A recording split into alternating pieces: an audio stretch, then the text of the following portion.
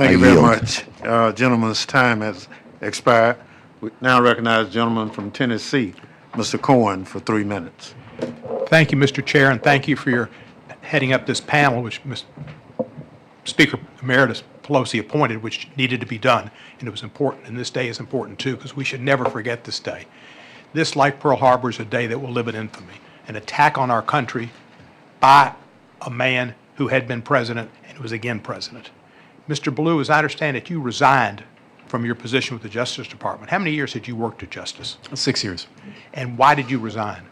Well, it became clear what the president was going to do to the Department of Justice, and then it was a question about whether you could be most effective at resisting sort of the illegal actions or at least unjustified actions that the president seemed to be pursuing, whether you could do so most effectively inside or outside of government.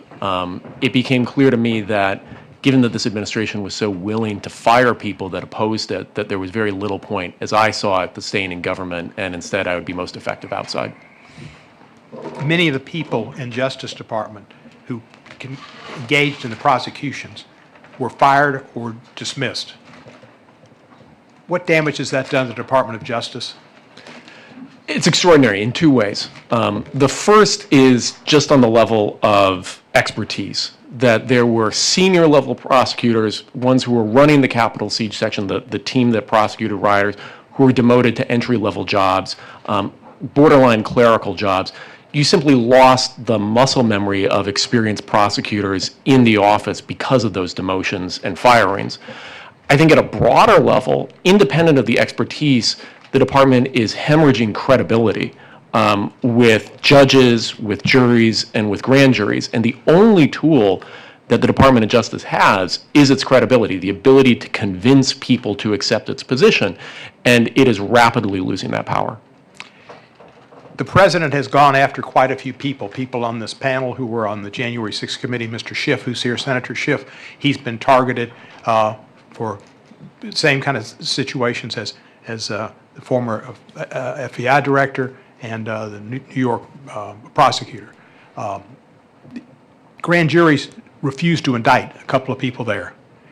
How, I know that this expression, the ham sandwich, how rare is it that a grand jury stands up to the government and says, no, we will not indict? You know, and these are approximate statistics, but I think for the most recent year that data was available, it was something on the order of 6 no bills out of 130,000 attempted indictments. So, you know, at the DC U.S. Attorney's Office where this has happened, I think at least a half dozen times, you're talking about, you know, 6 to 130th to the 6th power, so extremely rare.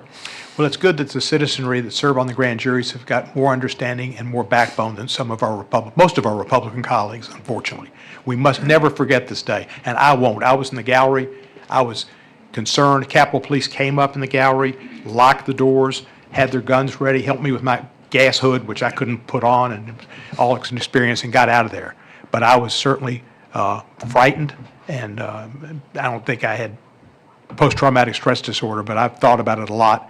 And when I sit in my house now and watch television, I lower a shade next to me at night so nobody can see in. Thank you, officer. Thank you. Gentleman's